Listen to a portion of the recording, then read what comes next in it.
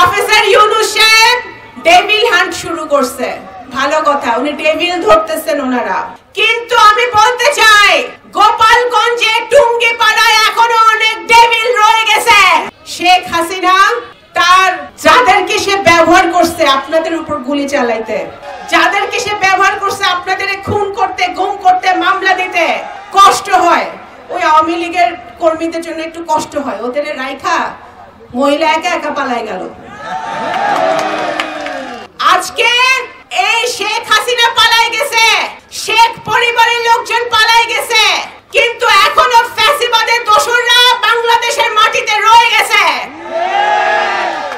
Professor Yunus সাহেব devil hunt শুরু করছে, ভালো কথা, উনি ডেভিল ধরতেছেন ওনারা। কিন্তু আমি বলতে চাই গোপালগঞ্জে টুঙ্গিপাড়ায় এখনো অনেক ডেভিল রয়ে গেছে। আর যদি ডেভিল না থাকতো তাহলে 5ই আগস্টের পরে আমার ভাই জিলানির উপরে কিভাবে আক্রমণ হয়? মৃত্যুর মুখ থেকে সে ফিরে এসেছে, সে এবং তার পরিবার। সুতরাং আমি এই অন্তর্বর্তীকালীন সরকারকে বলতে চাই, আপনারা ডেভিল হান্ট, শয়তান হান্ট করতেছেন, গোপালগঞ্জ দিয়া শুরু করেন।